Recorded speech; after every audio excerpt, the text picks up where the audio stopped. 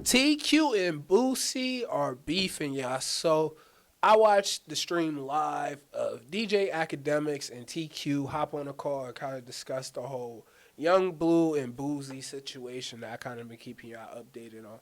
Now, I'm going to tell y'all kind of what I have gathered from that whole situation. Here at one side, we ain't hear too much on Boosie, so I'll probably do another deep dive on Boosie, pause, and see like what can we like grab from both sides, both parties. Now, TQ was kind of just going over how, look, he is joint owner with Boosie on this label.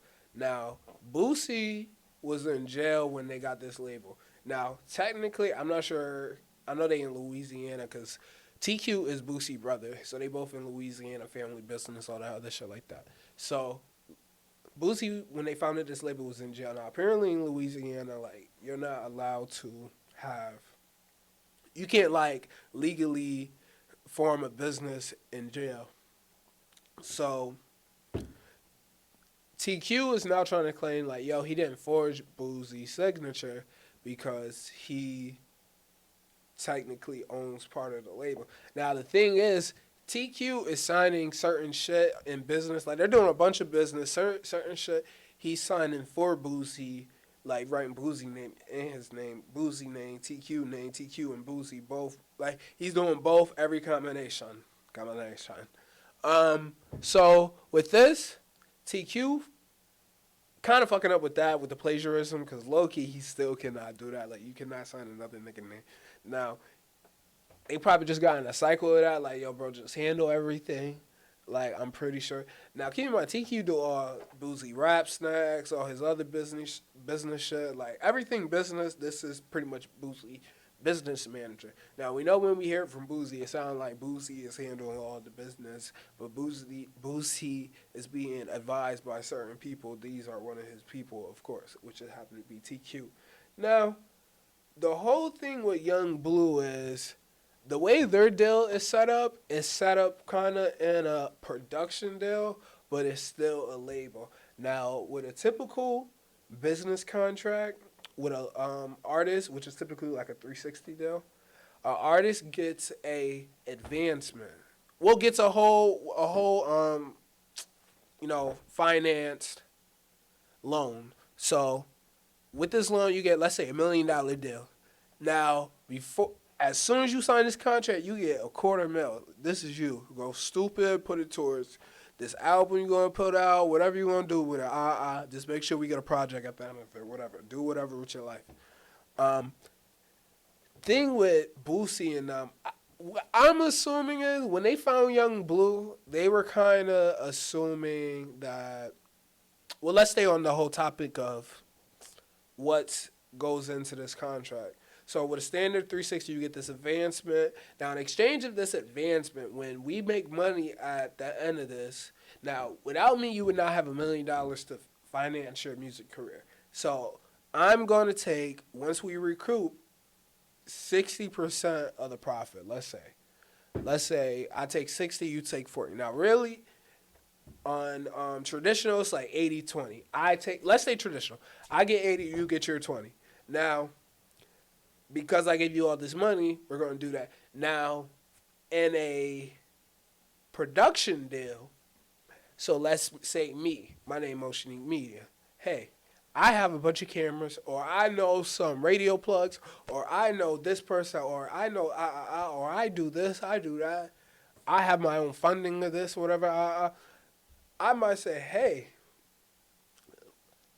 I will use my resources that are so big, help build your career. I might even give you some money or whatever, but we're going to go 50-50 on everything because of my resources. I don't have some huge source of income that's just going to buy every needed resource that you would ever need, but I have my resources. You have none but your career, your talent, and we're going to combine the force. It's more looked at an equal, fair trade. That's a traditional production company. Now, that's kind of how they're operating, but they're under like label sentiments, if that makes sense. Kind of like they're kind of like morally acting as if a label, if that makes sense.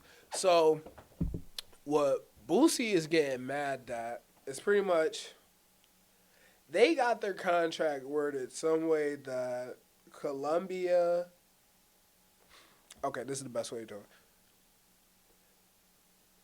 Young Blue and Young Blue does business with Columbia, another label that he wants to switch over per se. Now, Boosie can't really make TQ do anything or not do anything as far as like his management responsibilities because he's really managing him. TQ's doing more of the management, the day to day, making sure shit get done.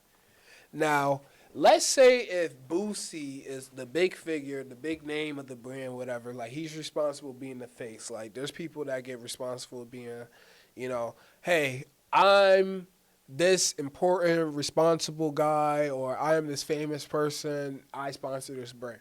That's kind of what they're doing. TQ handles all the business. So,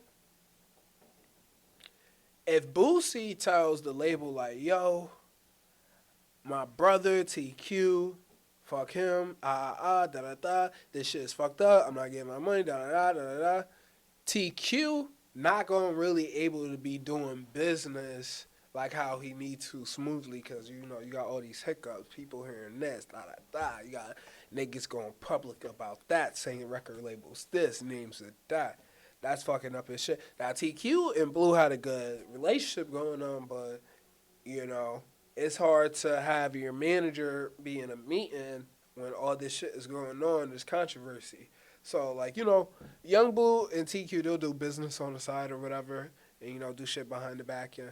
Now, TQ was trying to get Young Blue some money, some advancement money, whatever, just to kind of, like, help his artists out or whatever. Now, this is just, like, in good faith of, like, label responsibilities. Like, you're supposed to take care of your artists as a label. Like, that's what you're supposed to do. Now, typically, all the BS that we hear is typically after the label has taken care of them and they have not recouped on whatever they owed. So that's typically the issue we run into, that whole ordeal.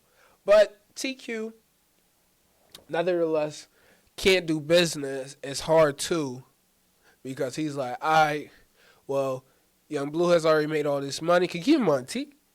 Young Blue's probably made like 100 mil plus or whatever, 50 mil plus. Young Blue is like, well, look, let me give you 2 mil, break that off to you. Business is business. Now, Boosie's like, yo, we supposed to go 50-50, nigga. Like, and I guess TQ is like, too, like, yo, bro, I just want to dead all this. Like, I don't want to work with y'all yet. I'm fucked up my name.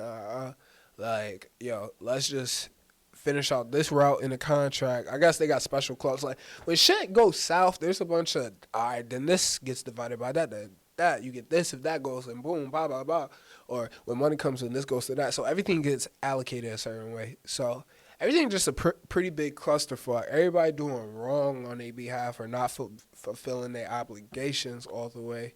And as a judge, I would hate to sit in front of his lawyers. You really sitting there and figuring that shit out.